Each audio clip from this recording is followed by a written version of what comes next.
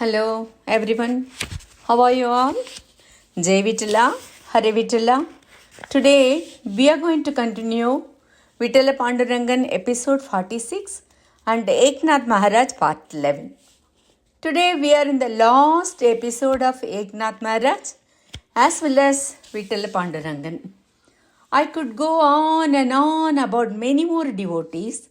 We have been traveling with Vitala Pandurangan for about 2 years. We will take a short break and then continue again. Last week, we read that a poor boy who loved to eat, especially Puran Poli, came to Eknath's house. The mother left him there. She was much relieved. Every day, Girjabai would prepare Puran Poli and give it to that boy. The boy was so happy. His job was to eat every day and come and sit where Eknath performed puja and did upanyasam. Did he become wiser after listening to his upanyasams? Not at all. The days passed like this. Every year, a Guru Puja, that is Guru Smarana Aradhanai, was held at Eknath residence on the 6th day from the full moon of the month of Falgun. The month of Falgun is Panguni in Tamil. That day was a very sacred day for Eknath. Why? 4 important events occurred on that Sashti Tithi day. The first is the birth anniversary of his Guru Janardana Swami. Secondly, the day his Guru Janardana Swami attained his mukti. Guru Janardana Swami's Jayanti and Mahasamadhi occurred on the same Phalgun Krishna Paksha Sashti day. Thirdly, Guru Janardana Swami had a darshan of Dattatreya on the same Sashti day. Fourthly, by the grace of Janardana Swami, Eknath also had the darshan of Dattatreya on the same Sashti day. So 4 important things happened on the same day. The years may vary, but the date remains the same. Phalguna, Krishna Paksha, Sashti day. One more to add to that later. We know that Eknath was writing Ramayana. He had completed up to the 44th chapter of Yudhaganta. But suddenly, a thought occurred to him. Eknath felt like, with the blessings of his Guru Janardana Swami, he has fulfilled the reason he was born on this earth. Immediately, the thought of going and reaching his Guru arose. Sashti was approaching. It was always customary to celebrate it as a day of Guru Aradhana. He decided that he too would attain mukti on the same day. All great souls know the day they will attain mukti and they inform their disciples about it. Disciples, though sad, receive many teachings from their Guru. The disciples know that they must accept the mukti of their Guru. Eknath accepted Janardana Swami's mukti in the same way. So, those who wanted to stop him, somehow they wanted to stop. So they said that he had not yet completed the Ramayana. No. He was sure that I would leave that day, whether I finished or not. The day has come for me to leave this earth. Didn't you extend Krishnadas' life to complete Ramayana? Why don't you? They requested him to similarly extend his life a little and complete this Ramayana. Great people pray for others. They never ask or pray for themselves. So he flatly refused this request, yet he was bound by their love. He said, "What if I don't complete it? Gauba will complete it." Even in the time of sorrow, others all laughed or smiled. They were well aware of the knowledge of Gauba. Gauba, Sapatu Raman. So Eknath called Gauba and said, "I am going to do Mantropadesh for you now. You should finish the remaining portion of Ramayana." Gauba asked, "Should a person always recite only one mantra throughout his life, right?" Eknath agreed. Then he said, Then I don't need any mantra upadesh, as I always chant the mantra Eknath. Others thought he was lazy and stupid because he was sitting there doing nothing. But now they understood. Being in front of Guru itself, he gained great wisdom. Later, he completed the Ramayana, and scholars never found any difference between the style of Eknath and Gaoba. So now Gaoba became Gaoba. Gaoba means great poet. Eknath walked into the Godavari to take Jal Samadhi. He had lived a long, fulfilling life. Everyone followed him. There were all kinds of people. Those who hated him, those who studied him, those who liked him, those who respected him, and some even might came to watch what is happening there, right? He walked singing avangas and praises to his Guru and the glories of Vittal. All went inside the river to take bath and came out. Eknath also went into the river but did not come up. When everyone went down into the water and searched for him, he was in a state of great samadhi inside the river. They lifted him up and brought him up. Hari Pandit performed his last rites. His samadhi temple is on the bank of river Godavari in Paitan. Sant Eknath passed away on the day as his Guru. So, including this day, 5 important events occurred on the same day.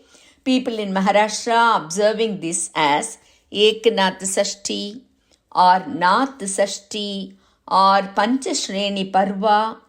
So, they call it by all these 3 names. Nath Sashti Yatra is a 3-day pilgrimage, that is Sashti, Saptami and Ashtami.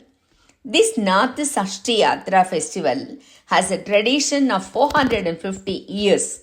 Eknath period was from 1533 to 1599 AD.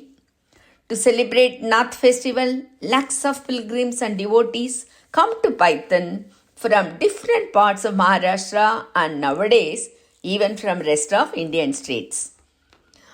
They do their Padayatra and on their way they stay in small tents. Maharashtra government is making excellent arrangements to make this yatra peaceful and memorable.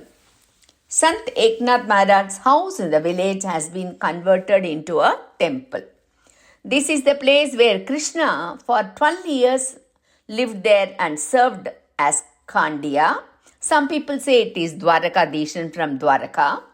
And Dattatreya served him as a gate guard for 12 years and also said that as Krishna was in his house for another 12 years to play tambourine while performing bhajans. Even today we can see Dattatreya and Hanuman on both sides of the gate of the temple. When Kandya served him, he would carry water from the Godavari river on both sides of his shoulders like a kavadi. We say the word kavadi in Tamil. And fill a ranchan. What is a ranchan? It is nothing but a water tank or sump. Hence, the same sacred ranchan is worshipped and filled with water. The 14th generation of Eknath's descendants still live in Paitan. So, now the descendant performs a ritualistic puja of the ranchan. Devotees start filling the ranchan soon after the rituals are completed.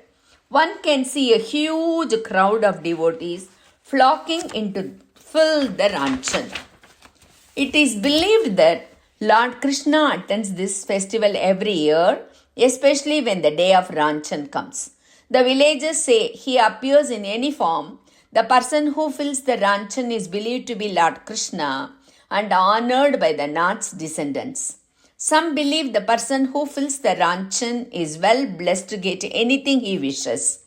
Jnana cha eka.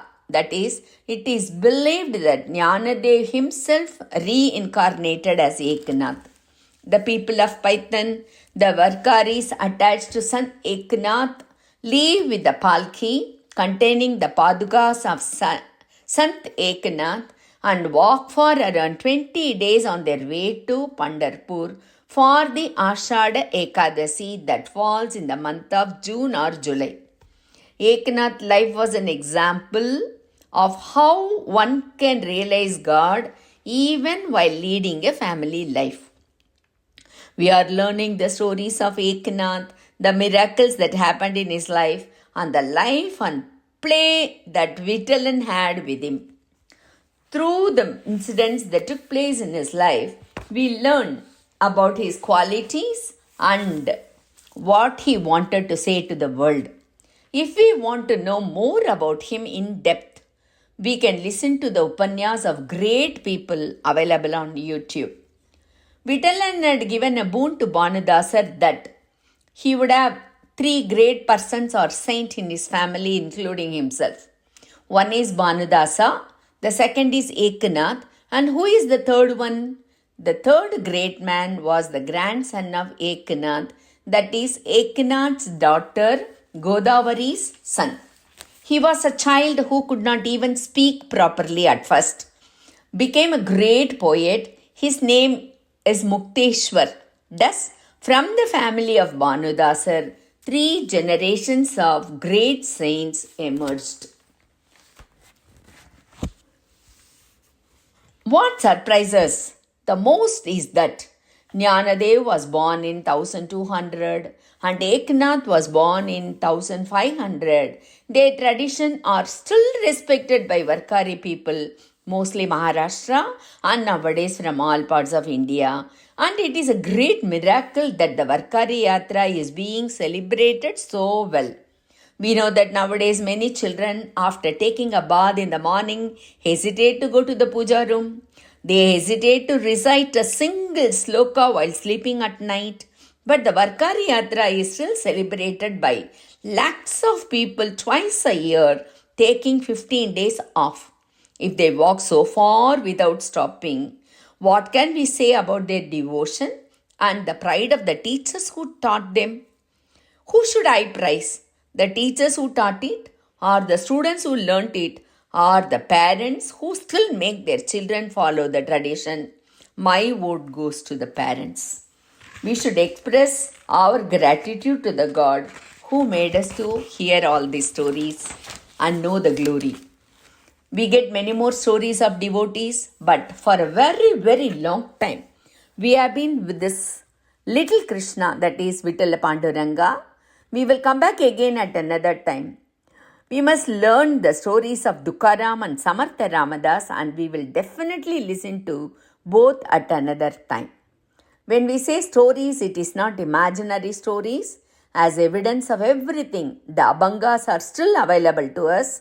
Even today, we see people singing them and praising Jnaneshwari.